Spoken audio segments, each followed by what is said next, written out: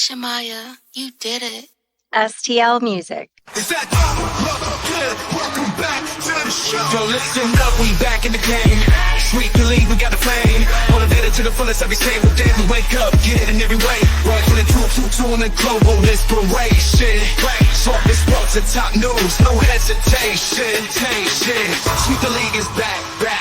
We always coming back, that's a fact. Wanna tell them that STL Music, mama, we did it, where we at? Coach Jill in the house with the flow so tight. Every girl, rubber rocks, that's we united. The best show, Monday through Friday. If this ain't different, they lying. We got the energy. When I say sweep, you say the league. Sweep the league, sweep the league, sweep the league, sweep the league. San Antonio, let's go. Sweep the league. Sweep the league. Sweep the league. San Antonio.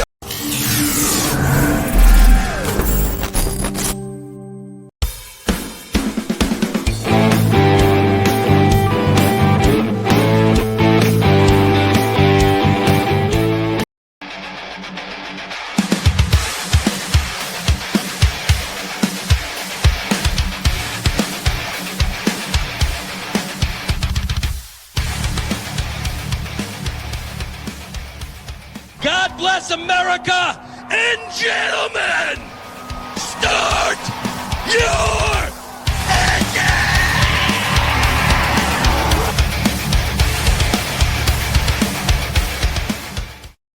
Hey, what's good, everyone? It's your boy Elias, host of Plead the Sith. Welcome to tonight's show. We're going to be covering everything from San Antonio Spurs drama to his Spurs spaces and his weight loss journey. You know, I'm talking about the man, the myth, the legend, Mr. Spurs Spaces himself. Welcome to the stage, Matt Lerma, porn star, PS. Come on, Matty. What's up, man? What's up? How you doing, bro? You doing all right? I'm doing well. How you doing, brother?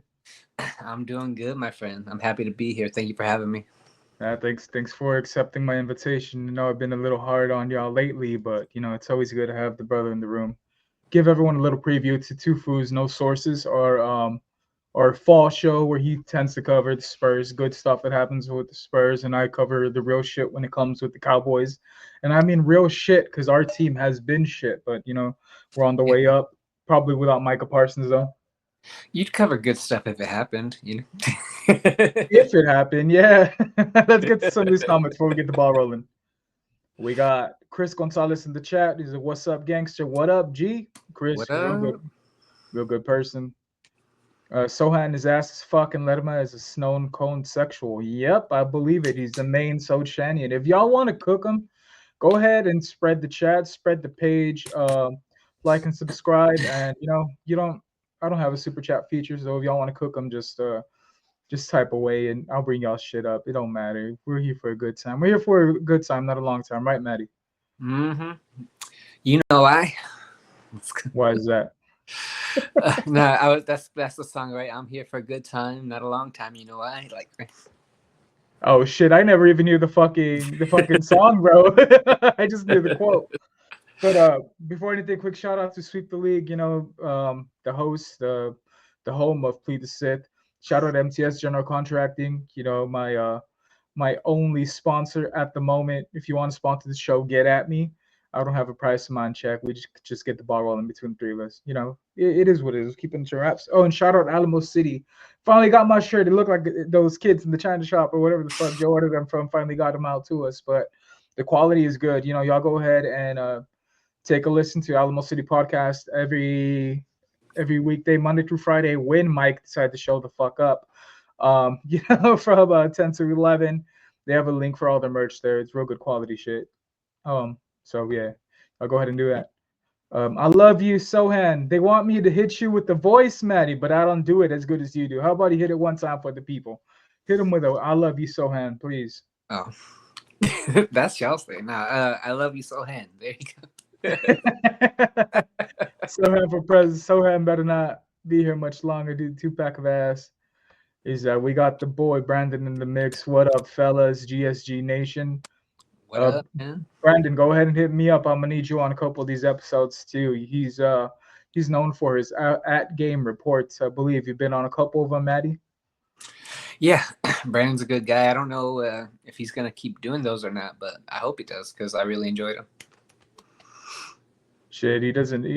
As long as he's, he's willing to come on talk on the show, he could choose not to do them. So we got Grandmaster Choda in the mix. As Matt Frill, no cap, your fitness journey is inspiring, dog. What do you do? I'm trying to emulate your success. Mad props, bro. Maddie, I know you're very private when it comes to this. You just tend to post your milestones, but being that I'm your co-host and you're a brother of mine, I'm very fucking annoying. And I said I'm gonna put you on the spot for something positive, instead of putting you on the hot seat just yet. So I want you to, kind of fill everyone in on why you went on this weight loss journey. What milestones have you hit, and any secrets you're willing to share, bro? Go ahead, floor's all yours. Yeah, so well, it started about a year ago. Like a year ago, I was like just starting my weight loss journey. I had like started off like by exercising and like taking Ozempic and stuff like that. Just trying a bunch of different stuff, and I have been up and down my whole life, basically my whole adult life. I've basically struggled with weight, and I finally decided to do something serious about it, and I consulted some doctors and they recommended a surgery for me, and I had weight loss surgery on the 27th of August last year, so I'm coming up on my 1-year anniversary.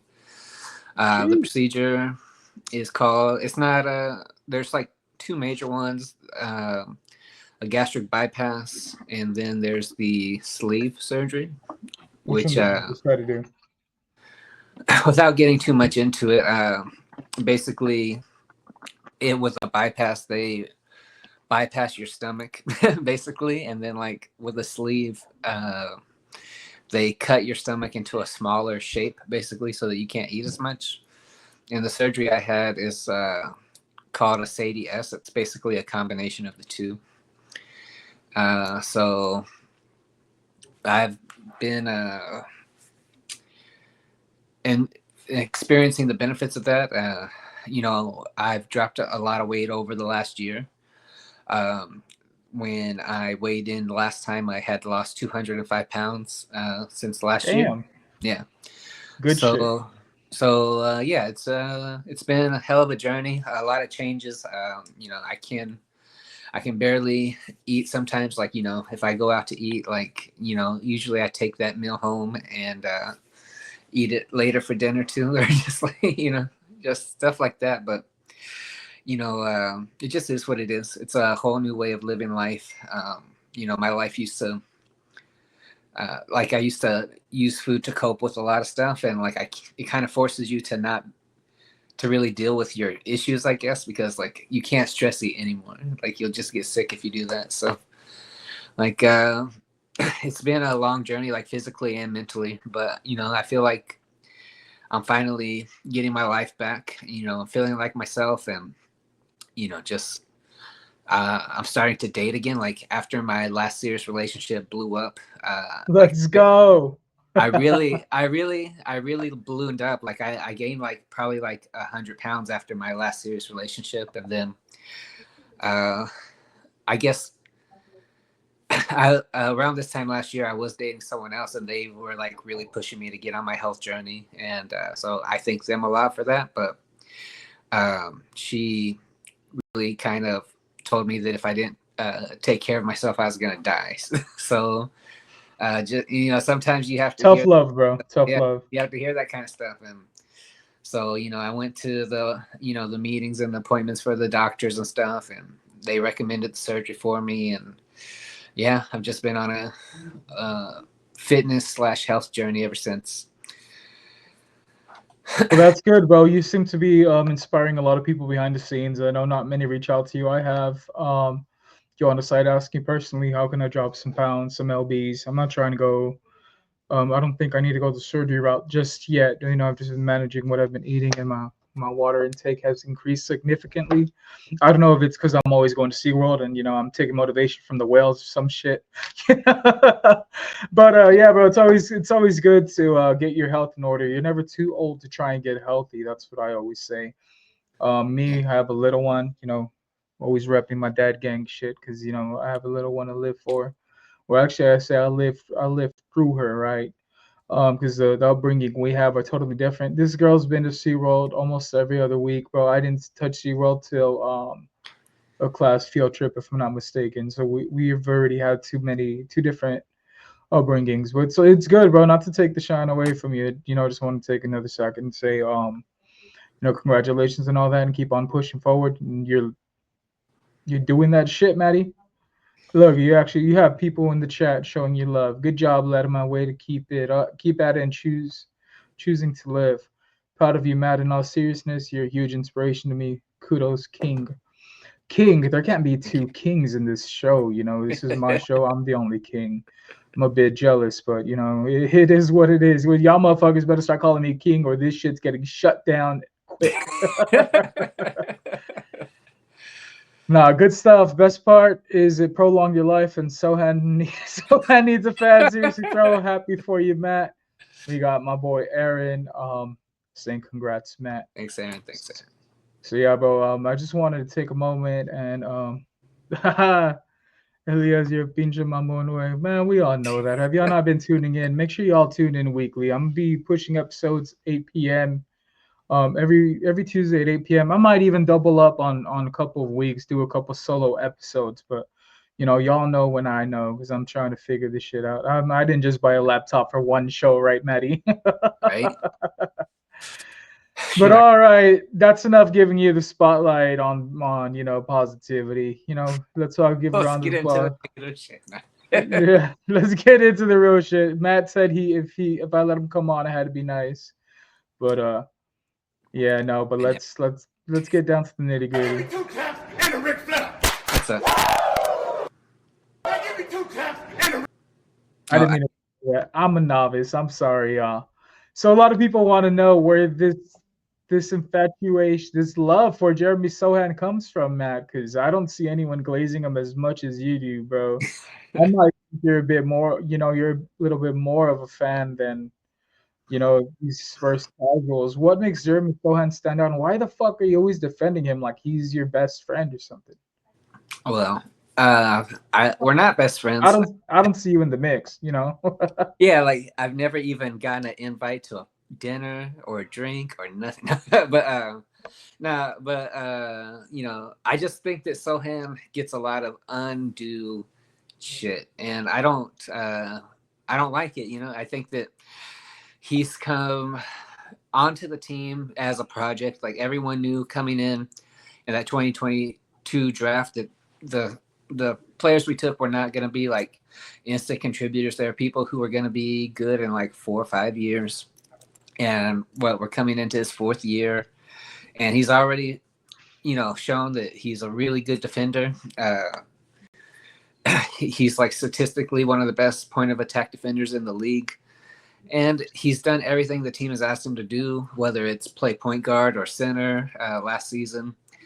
And it just seems like the more he puts everything out there for the team, the more people shit on him, and I don't like that at all. So, it's not that I'm a Sohan super fan. It's just that I don't understand the hate. Like he's literally doing everything the team asks him to do, and when he's able to thrive in his role, he's one of the best players on the court. And it's not just me saying that. Like the statistics back that up. So I don't like the hate that he gets.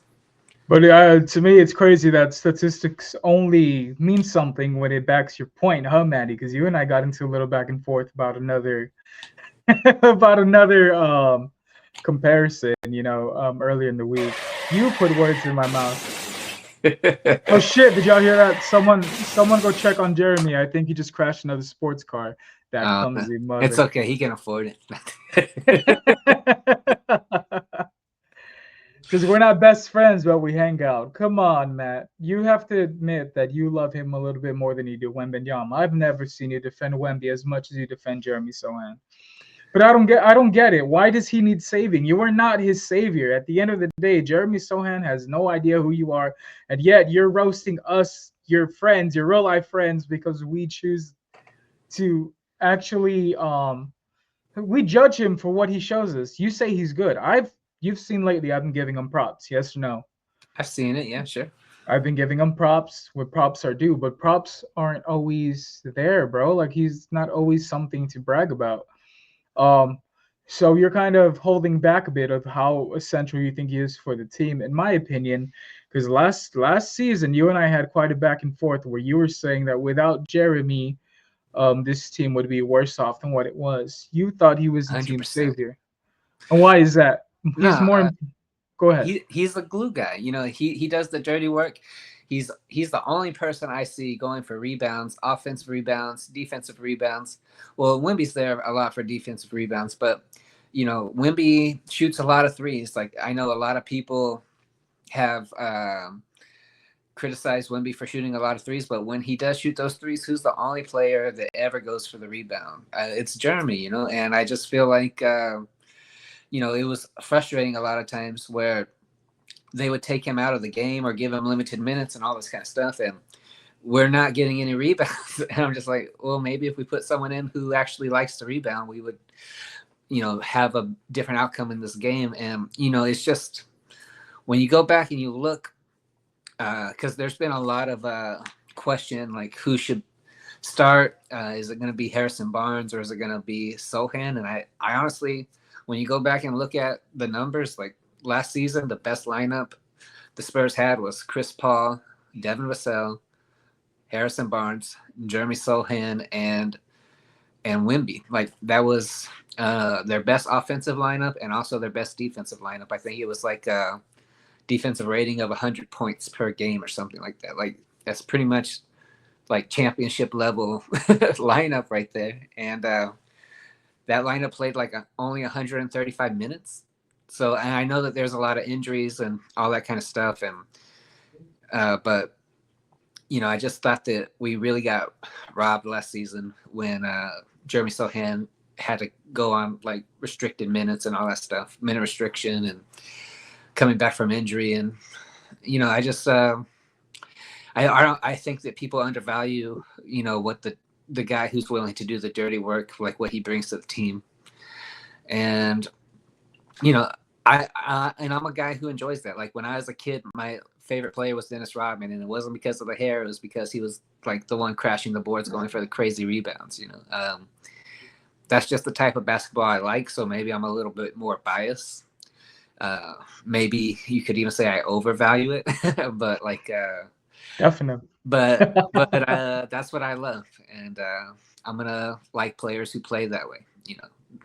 So. No, I respect that, but he was a game changer at least last season. But now that the squad has improved vastly, Matt, you think his importance and his role are just as big?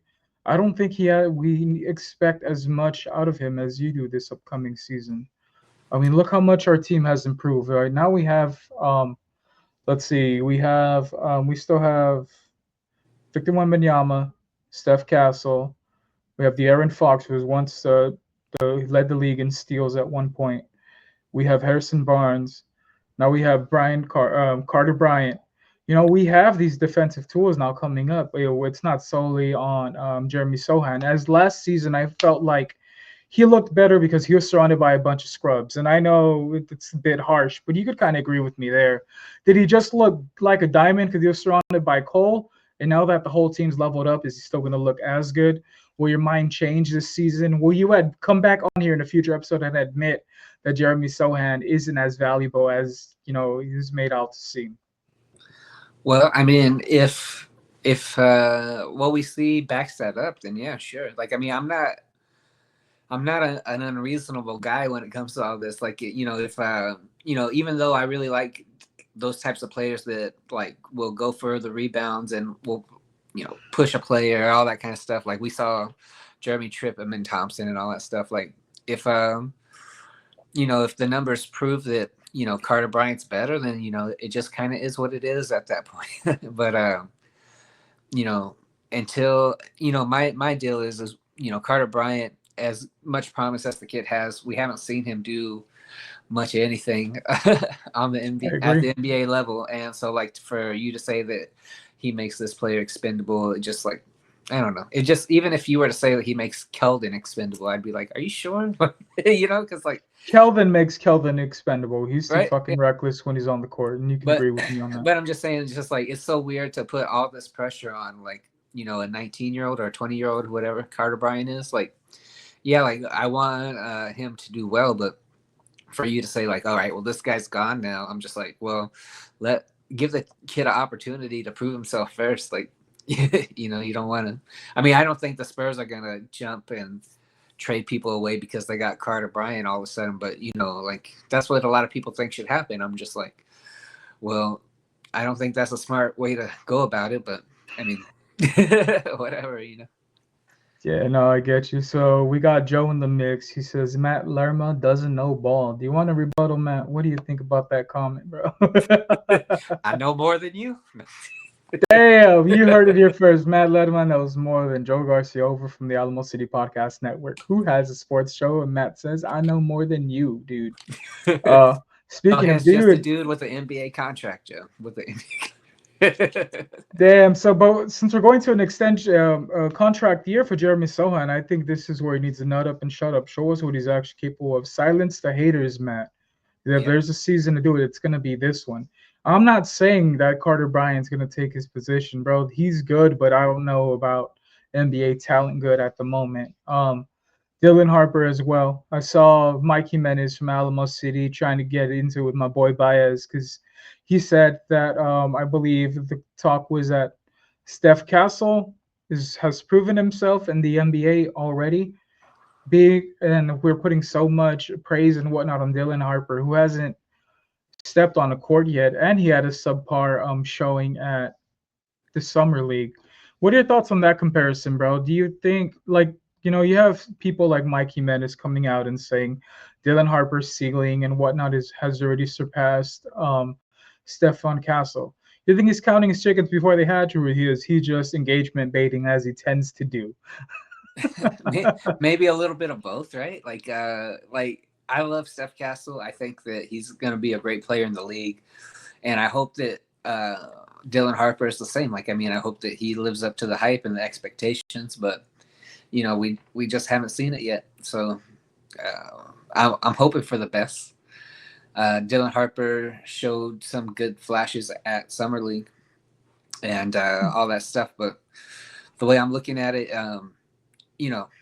there's people posting online that, oh, should we even extend Fox? Like, we have Dylan Harper now. I'm just like, whoa, bro. That's fucking crazy. Like, Shout out my boy, my boy. Shout out my girl Sam Bushby on X, bro. She was having a field day with me and Leha. She was getting it from both sides. Pause, not in a non-sexual way. She was coming at us both saying we don't know ball, but she doesn't know how contract works. Apparently, it's different in Australia or some shit. But so it ended up going from a basketball today to her just calling me a straight dumbass, and I was like, all right, I haven't heard that one before. What the fuck are you, Red Foreman? Are we in that '70s world? This '70s show? That was crazy, bro. It's like when you put people in a corner and they just flip the script on you and start name calling until you know that you won. I mean, unlike me, sometimes I'll win the argument and I'll still call you a cuck or a bitch just to get my point across it, even more. So we have Wade's World in here. Says Jeremy is a damn fruitcake. He ain't no damn Rodman. What do you think about the Dennis Rodman comparisons? I said earlier in the hair, I don't think it's really much. Just because the boy rebounds. He rebounds. He's a good rebounder in a softer league.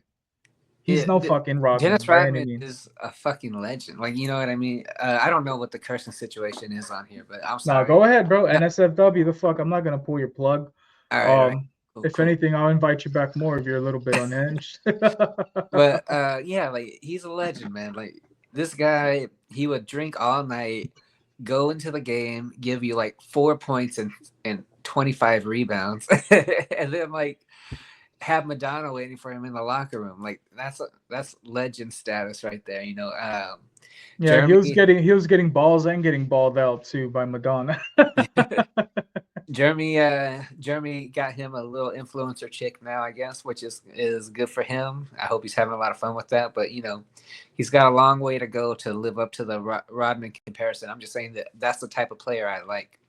a defensive first, someone who's gonna crash the boards, someone who's gonna get in the fights, all that kind of stuff. And to me, that's Jeremy's role on this team. Will he ever make it to Rodman's level? I don't know, but we'll see. Yeah, we'll see. But the fights of new aren't like the fights of old. It's a shoving match all for fucking TikTok, Yeah. So you have these motherfuckers getting their social media highlights, and the next clip they're in that bitch fucking bouncing it up and whatnot. You know what I mean? It's a way softer league. Like I respect Jeremy Sohan getting in there, getting the boards. Being that it's a lot harder because of the foul situation, you can't even look at a motherfucker without getting a call. Especially if you're SGA. But I mean, he gets the rebounds, and that's his role on the team for now. I will defend him when a lot of people say he's not good offensively. He doesn't need to be good offensively, especially when we signed the likes of De'Aaron Fox. We have Victor Wembanyama in the mix. He's just in there to play defense and get the boards and feed the big man if he wants it. That's basically his role in the team. So Joe says every comment I leave is in my Matt Lerma's voice. I'm not gonna go ahead and I'm not gonna try and replicate it. Hey, all I know that I need my little cut from the super chats when they ask you to do the voice. Matt said, "Pay me my money." Just run me my check, bro. So David Atwater says Carter Bryant should take Sohan's minutes. Bryant has crazy athleticism. Where'd you get that from, David? From his YMCA fucking highlight video, dunking over some scrub. Come on, you need to see him get some NBA playing time before we start taking minutes from a league veteran. And yes, Sohan is a league veteran because these past 2 seasons in. So like I said, I'm not trying to defend Sohan as much as the guy to my, what are you? Mirrors, it's reversed. So guy to my left, to my right. Matter. Like, you know what I mean, David? It just doesn't matter. Like, if Carter Bryant turns out to be an amazing player who's like way better than Sohan, like, give him the minutes. I want the team to be better. You know what I mean? But I just think it's crazy that people have already decided that like Sohan is not needed now because this kid is here now. Like, you know what I mean? Man, but you know how toxic the Spurs fandom could be. We have our casuals, we have our newbies, and we have our old heads, right? It seems like no one could coexist. No one agrees on the lineup. If it was up to some people, bro, I heard some people say they'd rather have Champagny over Castle or Champagny over Fox, which is what the fuck is leaving y'all? Like, how does that work when you're spewing this shit? Like, do you actually mean the bullshit that you're saying? Others are saying when Benyama should most certainly split his time from being in the first unit and the second unit. That 7'9" motherfucker is not gonna last the whole season if you're playing him in such high minutes. The whole reason we went out and chased a couple of bigs like Kelly Olynyk or what's that other dude's name? Luke Cornett. Luke Cornett. It's so they could work as Wembanyama's oxygen tank. By that I mean they work as a breather for him, because we all knew what the situation was last year. We threw Zach Collins in the mix. And that motherfucker, that second unit was atrocious. The first starters are playing catch up the whole fucking time they returned because the second unit couldn't shoot the ball. They couldn't rebound. They couldn't even space. How often did we not see them motherfuckers bounce off each other like the Three Stooges, Matt? It's ridiculous. And I feel like I have to bring this up. Like, we were at a point in time, like, this is how low the Spurs were. Like, do you guys remember, like, Stanley Johnson and, like, Romeo Langford lineups? Like, do you remember at the end of the 2022-2023 season, Pop announced at the end of the season that Zach Collins, that we call booty crumbs around these parts, earned the starting center position. Like, I mean, that's how low things were before. Straight ass cheeks, bro. That's how low things were when Wemby came to the team. So, like, for us, Wemby, we're going in from us to go like, oh, I wonder what Josh Primo and Malachi Branham are going to bring to the team this year. To like, we might like make it back to the playoffs and end our playoff drought. I mean, that's a big jump in just a couple of years.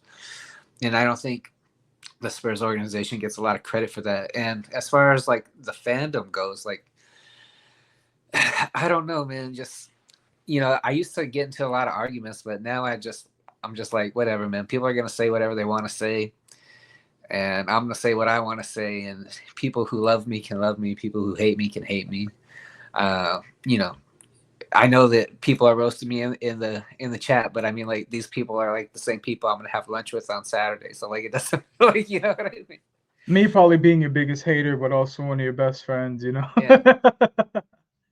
Yeah. So Yeah, I mean, man. it just is what it is, man. Like, I always find that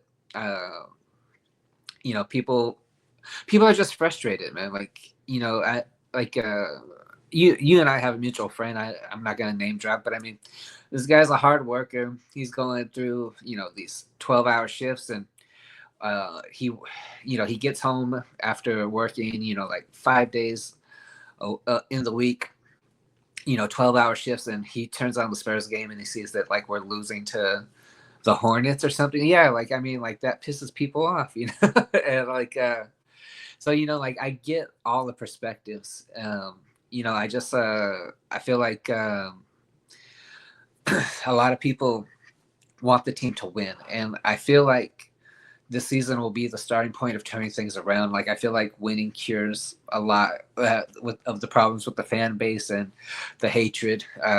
We saw it start with Team Tank versus Team We Hoopin' and all that stuff. Like it was just straight up people like I as a fan couldn't bring myself to be like, yeah, we lost. Like like I was just like, no. Yeah.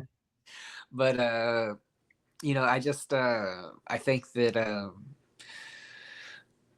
everything worked out the way it was supposed to. I think the Spurs are in a really good spot now, and whether the team moves forward with Sohan or Vassell or these guys, everyone who's not named Victor Wembanyama, I'm pretty sure Victor Wembanyama's name on the roster is written in ink, and everyone else's name is written in pencil. It's all moving parts. The Spurs have a really good reputation around the league as being a team that keeps their word. They let Chris Paul start all 82 games last season, even though there became a point where it was obviously detrimental. But Yeah. they made him a promise and they kept their word.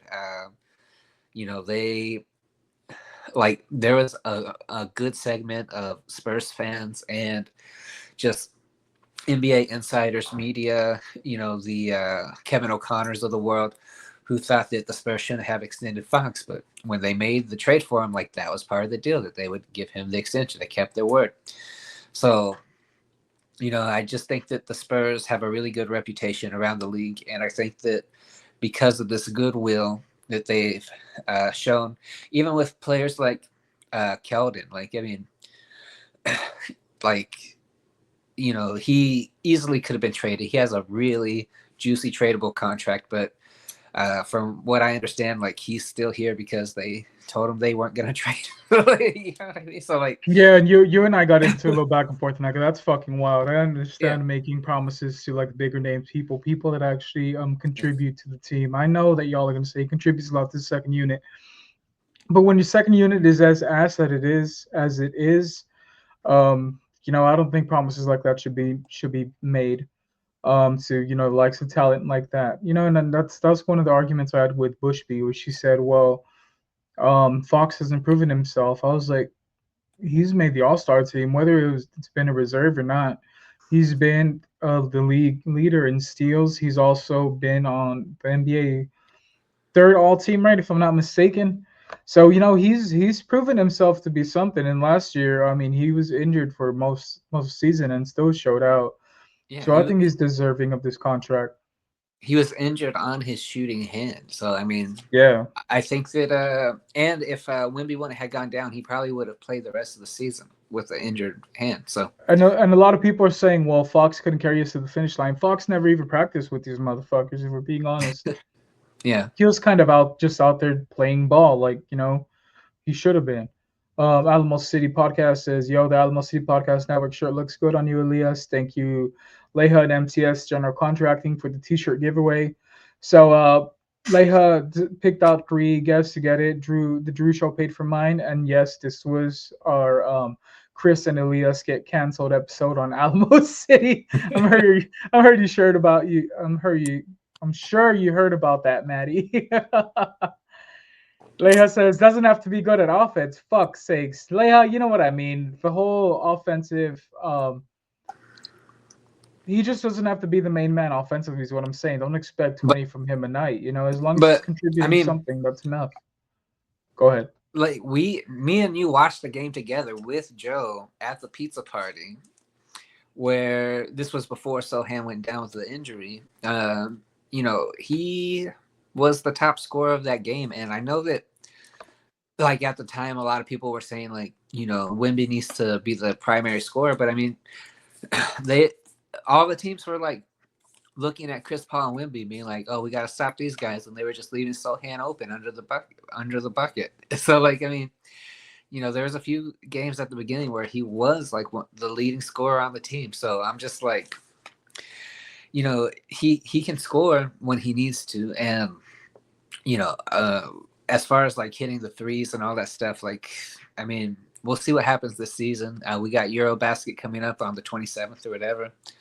We'll see how his shot looks. Let's see how the shot looks set and how yeah, it transitions to the league. I mean, like, honestly, if he's gonna make it past this year on the Spurs, at least he needs to bring up that 3-point percentage. So you know, I'm hoping for the best. But yeah, for sure. Super League TV says someone else's old super chats. I guess you're referring that you wanted to get paid out for your Matt Lerma voice. David Atwater knows ball. At least, you know, that's the first compliment I've seen David get, because his motherfucker gets cooked on the daily by everyone from Dylan Harper's daddy to politicians, and even your boy Sith is in the mix. I just like instigating. Grandmaster Choda, most Spurs fans are dumb as fuck. People think Carter makes Sohan expendable, or yeah, if anything, Carter Bryant makes Keldon expendable, not Sohan. All right, bro. You know, take a breather, take a chill pill. Go get you a fucking Adderall or something, so you could focus on the better things in life and not so much on the evil of the negative shit of the Spurs. But all these comments are welcome. I love to hear y'all cooking the Spurs, the team that I love. No, just don't go around calling me a fake Spurs fan like some of these motherfuckers. He's like, remember when they were negative one season and now they're putting positive this season? Yeah, I do. I had a couple people reach out, said, "Oh, what's a switch up? What's a switch up?" The switch up is that I'm hopeful about this team. I'm going to call it like I see it. We had a bad roster. We had a bad scheme. We didn't have a bad coach. We just had a coach that wasn't healthy enough to be on the sidelines and still wanted to rule over the team. And Matt, I know you're going to get upset. I'm not throwing Pop under the bus by any means, but his schemes and all that were just outdated. So I'm really looking forward to see what Mitch Johnson does this season. Says, now you throw shade and not tag people on Twitter. Sickening behavior, Matt. Well, who am I supposed to tag? You know, like, I don't know. It seems like Leha wants you to drop names up in here. I don't know. Maybe my tweets aren't about anyone and you're just thinking it's about people. I don't know. So Matt just said, if the shoe fits, fucking wear it, bitch. It says, Jacob Eric says, what's up, fam? Matt, we're trying to hog all the cards, and do you want to have lunch again this week? What do you say, Matt? Is it a date? Well, not a date, but is it a hangout with the brother Jacob over at Creating the Market? Yeah, man. Whenever you want. I'm not gonna be free for lunch this week, but maybe this weekend or something. But yeah, man. You know, just because I entered a giveaway for 2 free cards doesn't mean I'm trying to hog off the cards. Jacob's really pressing you for that. Wade's World says Victor hasn't done shit, and I don't know, Matt, but I'm sure the person behind Wade's World is a good friend of ours who seems to like calling people skinny jean wearing fucking nerds.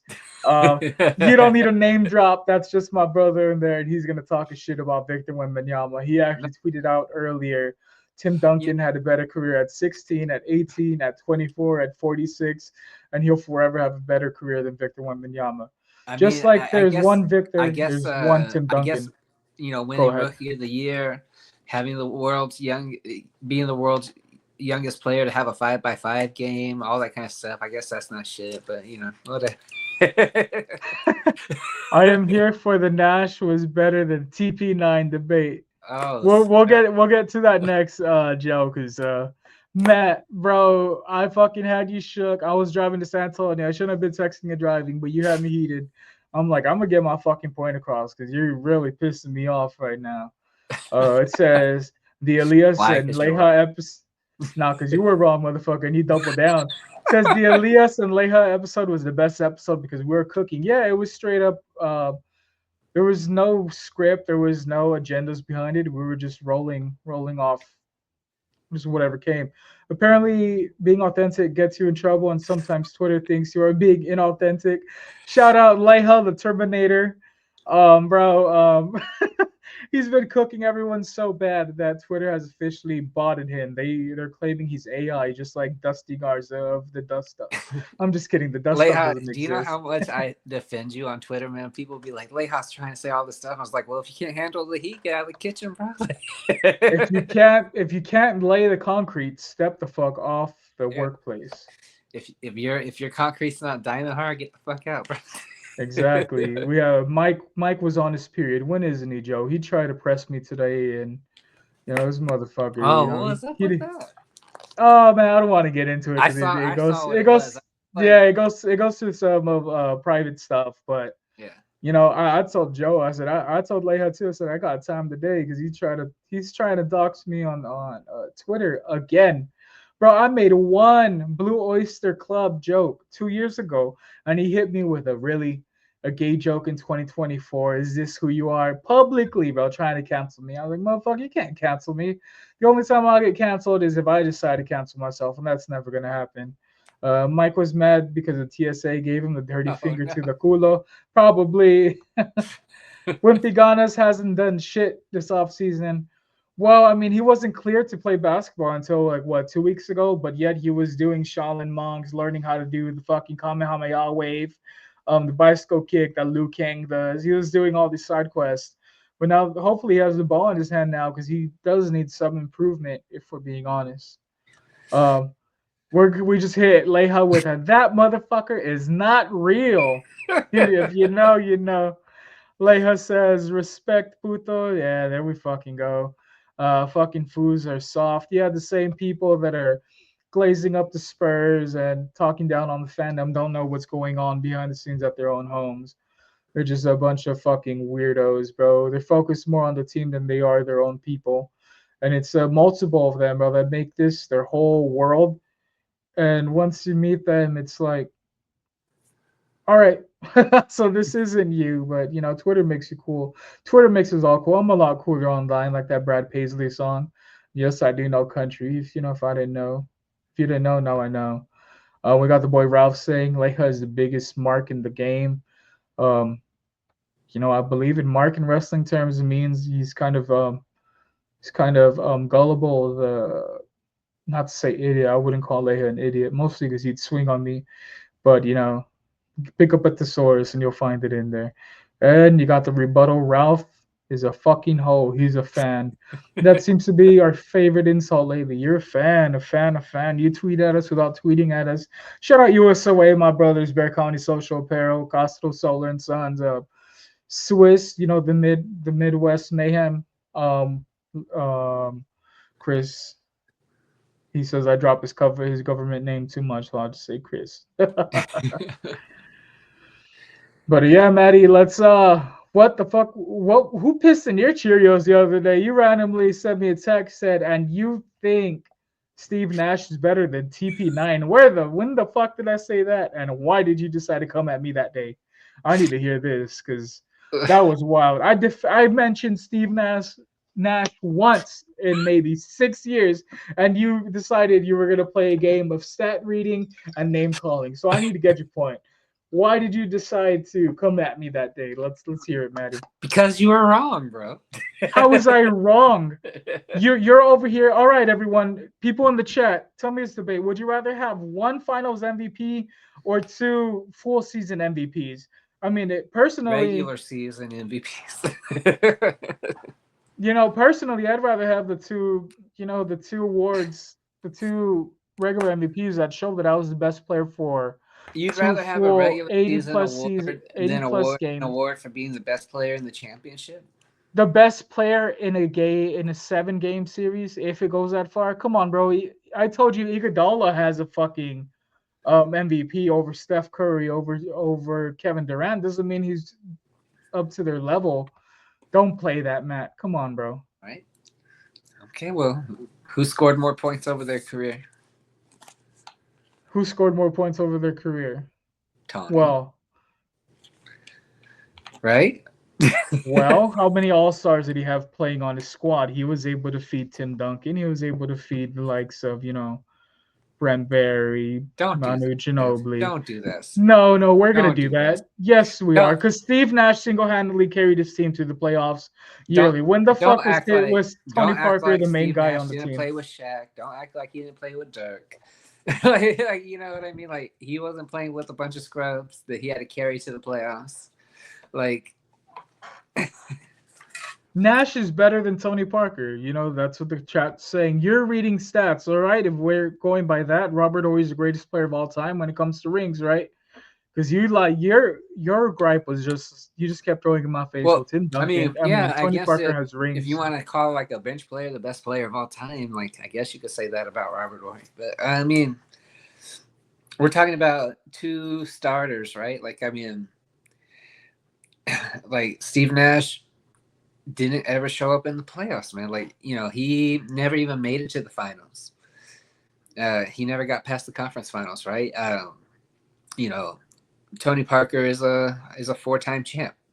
I don't, if you zoom out and look at their careers, like, yeah, maybe Steve Nash had some better success in the regular season, but I mean, when you go back and look, Tony Parker outscored him in points, got more assists, all that kind of stuff, I think. I don't know. Maybe I'm wrong about the assists, but he definitely scored more points than him. He played in more playoff games. And when they played head-to-head, Tony Parker came out on top more times. I think they played against each other like 28 times or something, and Tony Parker won like 22 times or something like that. So, Tony Parker won, or the Spurs won that, Eddie? Well, we're talking about comparing a player, and don't do the team thing, man, because come on, don't tell me don't do the teams thing when you were doing the fucking teams thing through text. I will drop our whole text thread on here. But I'm saying, what I'm trying to say is when you talk to people about like Tim Duncan, for example, right? Like they'll always be like, well, he had Pop and Tim and Manu. Like that's like somehow like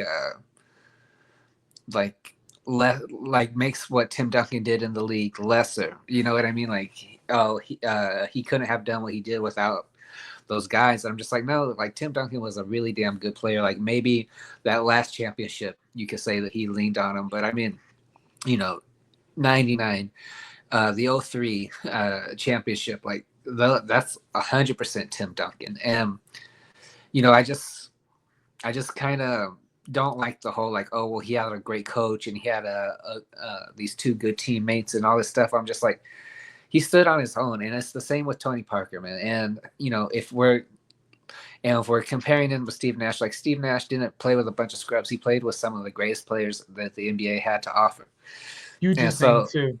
Yeah. So like, I mean, I'm just saying that like, I don't think that we should diminish the personal contributions. I think that Steve Nash was a great player, but like I don't understand how you could never make the finals and be considered like one of the best players of all time. Like even Chris Paul went to the finals, right? So like, I mean, and then like I always is Tony better than Chris Paul? Huh? Is Tony better than Chris Paul? I don't know. Like I would have to think about it, but no. Give me an answer. This isn't a. Well, all right. I'm gonna go ahead and say yes at this point in time because I haven't really looked at it, but my gut is telling me yes. But when it comes to Tony Parker and Steve Nash, like I always see people like making these top 10 point guards of all time, and they always have Steve Nash around 10, and then they'll have like Tony Parker at like 25 or something, and I'm just like, Cooked, what the fuck? cooked.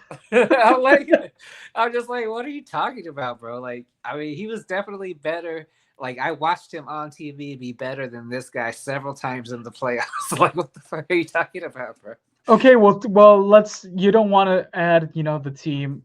You said let's not bring the team, but let's just do it just for the sakes But I'm of saying talking the shit. don't use the team as a way to diminish what Tony did. No, I'm not. I'm just saying when we're comparing both. All right, take away Tim and Manu, and have Tony as the main man of the squad, the face of the Spurs, as Steve Nash was the face of the Phoenix Suns for a long time. Does Tony take them to the playoffs? Yeah, probably. Probably. Yeah, I mean, Oh my we're talking God. about hypotheticals, right? But, Yeah, hypothetically, fucking Tony Parker is your fucking Sancho for the way you keep glazing him, bro. There's no way in hell Tony Parker leads a team to the playoffs without Tim Duncan and Manu Ginobili. Get out of here, Matt. Come on, bro. you have no idea how good Tony Parker was. I know he was good at fucking his teammates' chicks. I heard about that. Yeah. Tony Parker, the only thing he has going for him is that he might be sucio enough to be part of USOA, because that shit's wild, bro. So he said, "Hold on, Matt. There's a little issue of a certain hip check into the scores table that pretty much took Nash out."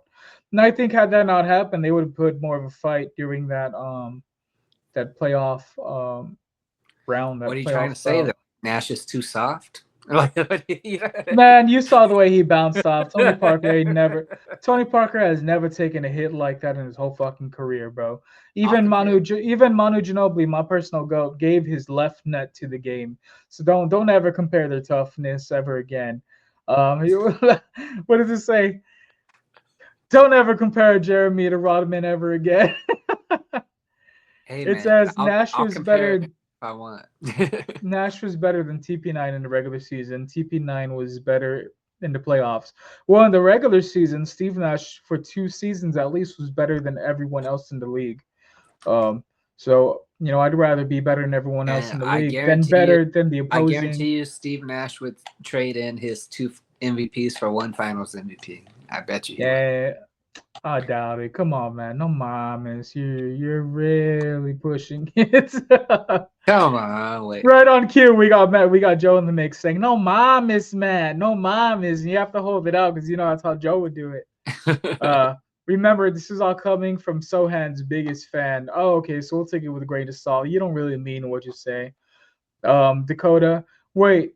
Has Lerma been talking shit about Sohan? Nah, he's been defending him for the most part, Dakota. I've been trying to poke and proud, but Matt's not giving me anything to work with. I thought he was going to come in here and, mention how we can go without Sohan and be just as fine. But he wants to stay the president of the Jeremy Sohan Club. So I guess, Matt, I thought you were going to give me more to work with, brother.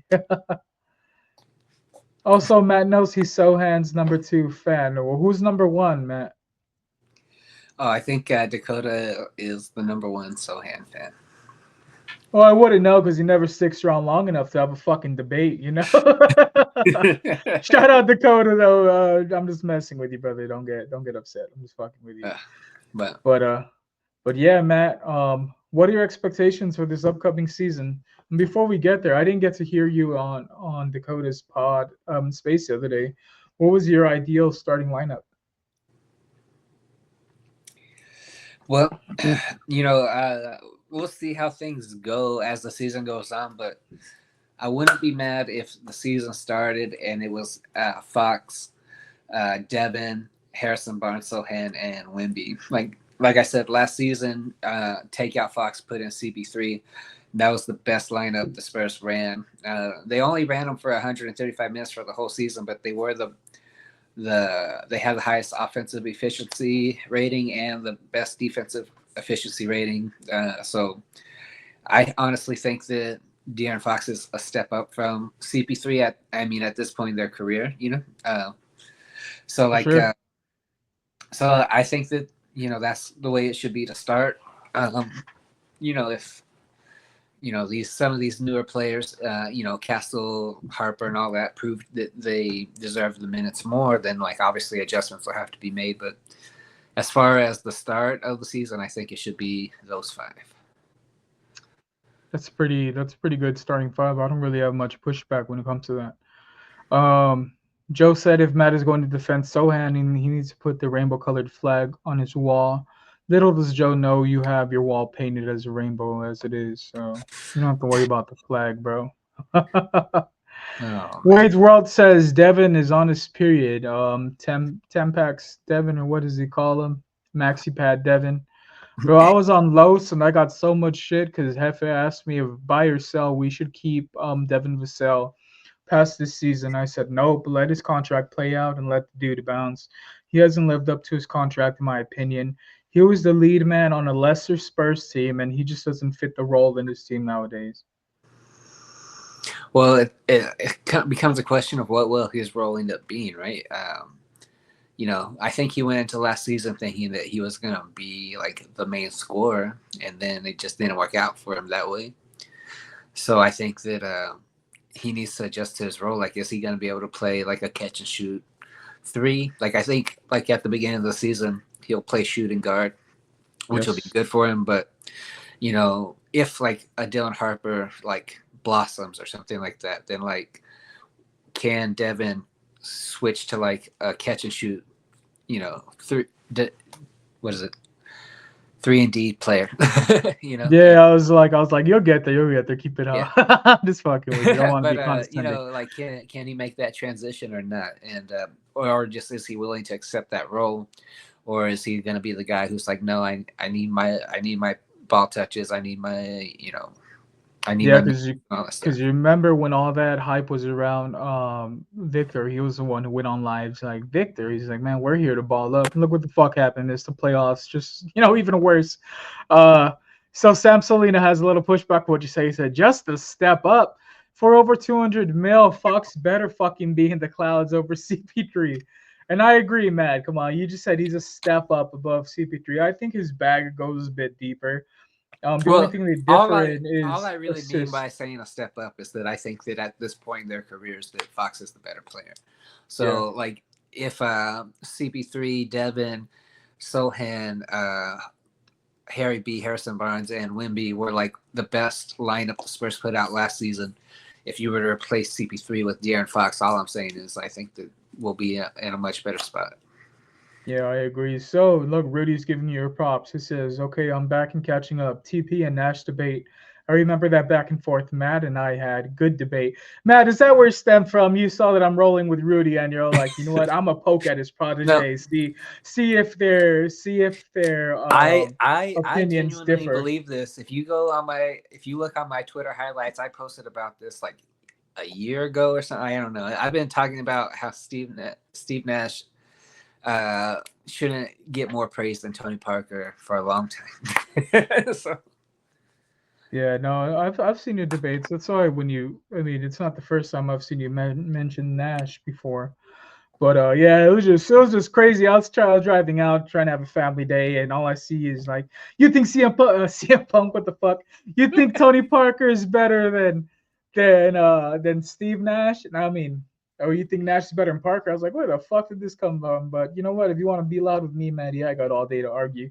Yo, if y'all like the dynamic y'all are seeing on the screen right now, Matt and I are gonna bring back 2 foos, no sources this upcoming fall. We might even bump it up a few. I might branch out from just the Cowboy talk and cover the NFL as a whole, but we'll iron out the details and we'll get there when we get there.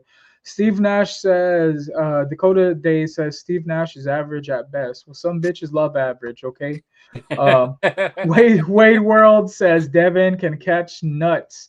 Probably, I don't know his sexual orientation, but as long as he's part of the team, I have to fucking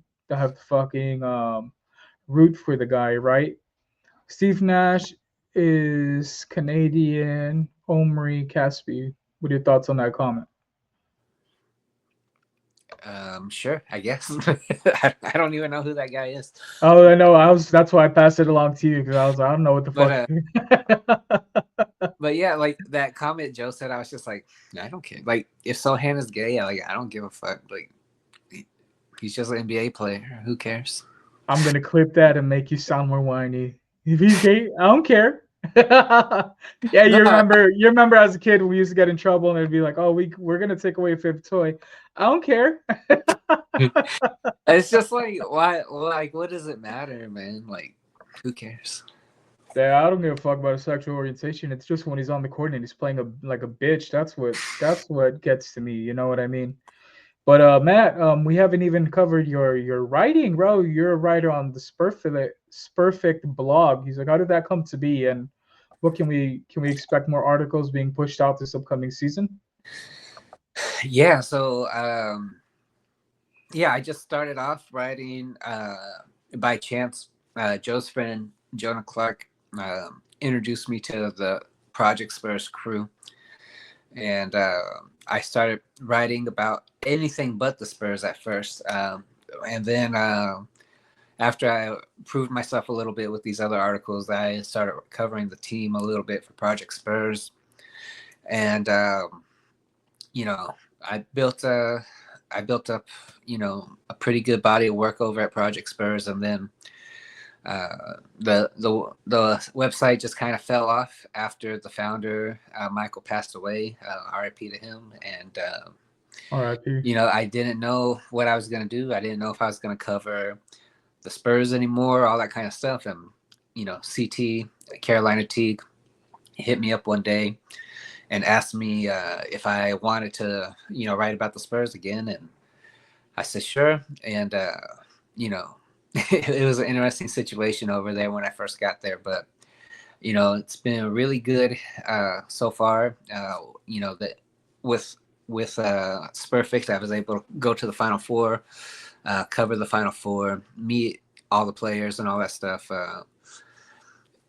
Got to just do a lot of stuff I never thought I would do. Like, I met Bruce Bowen, I met Hakeem Olajuwon,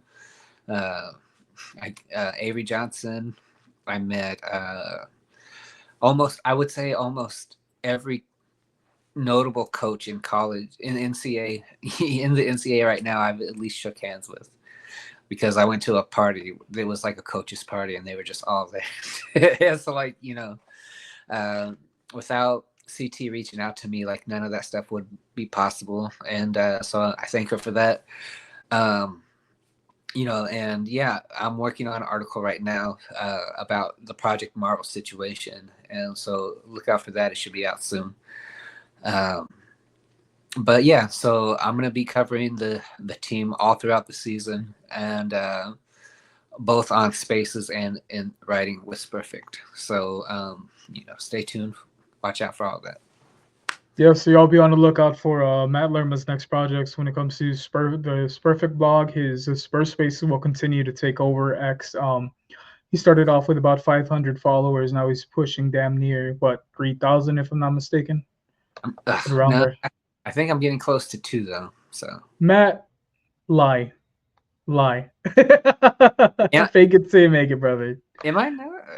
Oh, you're saying I should lie? No, yeah. No, Yeah, you should lie. No, I have like 5,000 followers on TikTok, so. Hell yeah! So yeah, y'all be on the lookout for our own pod. It's gonna be Two Fools No Sources coming to y'all soon. Might stream it on here. Might just be X exclusive. Y'all catch Maddie's Spaces after every Spurs game, and randomly throughout this off season, he's covering a array of topics. Is his best friend Don Bitch gonna write with him? How that dude Oh my god. Yeah, Maddie, what the fuck is up with that? You let that clown talk down on me and you don't defend me, but it is what it is, Matt. What happened? Said you let him try and clown me and you don't cut him off the Spaces. You don't kick him out. Come on, Matt. No, I'm just playing, bro. We don't censor people. He said here. Something to you in the space? No, I don't know, bro. I don't listen to that motherfucker. Oh, okay. I'm just teasing you. I know Edgar was upset about, I guess, something that was told to him. But yeah, bro, thanks for joining us today. I'd like to have you on in the future. I believe next guy up is going to be Hollywood Nixon, if you want to join us in chat for that, because I know he seems to be your arch nemesis when it comes to Spurs takes. Him and the Final Quan should be coming up in a special episode of USOA Code. Court versus Leja. So I don't mind Final Con. He's not bad. Hollywood, on the other hand, his takes are like, whew, I don't know, but we'll see how. we'll see how it pans out with the both of us on here, because I'm all for instigating too. But yeah, I just want to give a quick shout out to everyone in the chat, everyone who left the chat. Y'all make sure to like on your way out. Share the channel, please. Let's try and build up just subscribers, and be on the lookout for next week's episode. Maddie, anything you want to plug before we end it? Yeah, just follow me on X. This is my handle. We're gonna be doing the spaces. Me and Elias, we're gonna be doing the Two Fools No Sources show once the season starts. I think football season's right around the corner, so we'll be gearing up for that. And just stick with us, man. Like, there's been a lot of complaints about how sports media in this city is trash and all that kind of stuff. Well, if you want something better, you got to support the people that are out there trying to do something about it. And, that's us. So support us, follow our pages, and watch our shows, and maybe things will change a little bit. So, yeah, that's all I got. Thank you for having me. It's a blast. If Carter Bryant takes over for Sohan, I will come up here and be like, you know what? I was wrong about Sohan. Y'all heard it here. Y'all heard it here first. So on the way out, shout out MCS General Contracting, the sponsor for Plead the Sith and Sweep the League. Shout out the producer, the main man over here at Sweep the League, Rudy Campos Jr. Thank you again, Matt, for joining us. Shout out Joe Garcia, main man over at Alamo City Podcast Network, for the merch. And yeah, we'll catch y'all next week. I'm taking y'all to Hollywood, baby.